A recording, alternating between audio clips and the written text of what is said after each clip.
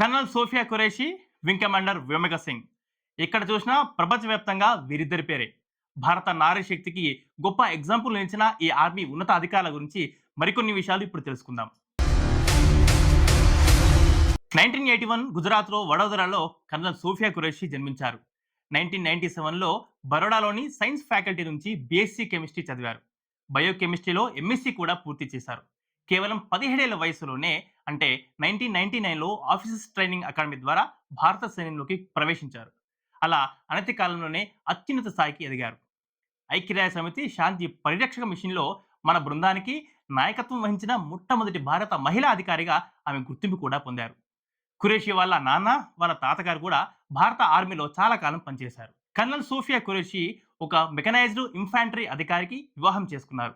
వారిద్దరికి ఒక కుమారుడు కూడా జన్మించాడు. సోఫియా ఖురేషీ భారత సైన్యంలోని మహిళా అధికారులందరికీ కూడా మార్గదర్శకంగా నిలుస్తున్నారు.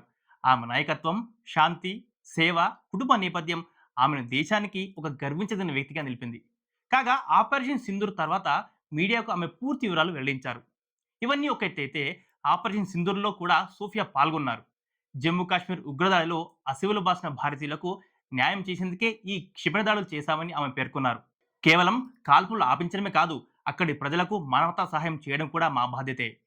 ఇంటెలిజెన్స్ రిపోర్ట్స్ ఆధారంగా చేసిన ఈ ఆపరేషన్ ద్వారా ఉగ్రవాద శిబిరాలన్నింటినీ కూడా ఖచ్చితంగా గుర్తించి నాశనం చేశామని ఆమె పేర్కొన్నారు. ఈ దాడుల్లో పాకిస్తాన్ పౌరులు ఎవరూ చనిపోలేదని, 3 దశాబ్దాలుగా పాకిస్తాన్ మరియు పాక్ ఆక్రమిత జమ్మూ కాశ్మీర్లో విస్తరించి ఉన్న పూర్తి ఉగ్రవాద నియామకాలు, శిక్షణా కేంద్రాలు, లాంచ్ ప్యాడ్లు వీటన్నిటి కూడా నాశనం చేశామని ఆమె పూర్తిగా వివరించారు. ఈ సందర్భంగా పాకిస్తాన్లో ఎక్కడెక్కడ దాడులు జరిపామో పూర్తి వివరాలను మ్యాప్ ద్వారా ఆమె వివరించారు.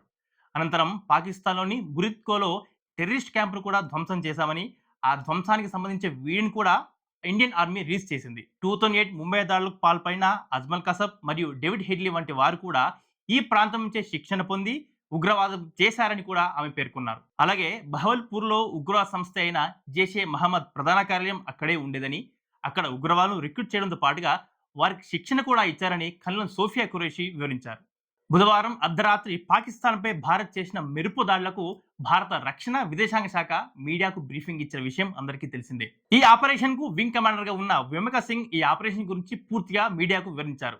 కాగా Indian air force wing commander Vyomika Singh తన చిన్నప్పటి నుంచి కూడా పైలట్ కావాలని ఎన్నో కలలు కనేది. చదువుకునే రోజుల్లోనే ఎన్సీసీలో చేరారు. ఇంజనీరింగ్ విద్యను పూర్తి చేసి భారత వైమానిక దళంలో హెలికాప్టర్ పైలట్ గా కెరీర్ను ఆరంభించారు. 2019 డిసెంబర్ 18న ఆమె ఫ్లయింగ్ బ్యాచ్ లో శాశ్వత కమిషన్ హోదాను పొందారు. జమ్మూ కాశ్మీర్, ఈశాన్య రాష్ట్రాల్లోని ఎత్తైన ప్రాంతాలతో పాటుగా అత్యంత సవాళ్లతో కూడిన ప్రాంతాల్లో కూడా ఆమె చేతక్, చీతా వంటి హెలికాప్టర్ నడిపి మంచి ప్రతిభను చూపించారు. ఎన్నో రెస్క్యూ ఆపరేషన్లు కూడా వ్యోమిక సింగ్ పాల్గొని అందరినీ ఔరా అనిపించారు. భారత నారీ శక్తికి ప్రతిరూపాలు colonel Sofiya Qureshi, wing commander Vyomika Singh. Operation Sindoor గురించి ప్రపంచంతో పాటుగా మన దేశానికి పూర్తిగా వివరించారు వీరిద్దరు. భారతీయులు స్త్రీలకు ఎంత గౌరవం ఇస్తుందో ఈ ఒక్క ఎగ్జాంపుల్ తో మనం చెప్పొచ్చు. ఆ రోజు పహల్గామ్ లో దాడి చేసిన ఉగ్రవాదులు భర్తలు చంపి వితంతులైన భార్యలతో మీరు ఈ విషయాన్ని మోదీకి చెప్పండి అని అహంకారంతో మాట్లాడారు.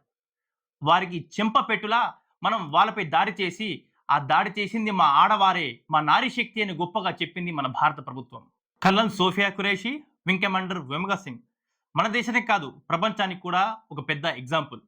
వీరి ధైర్యానికి, వీరి సాహసానికి వైనీస్ నుండి సెల్యూట్. జై హింద్.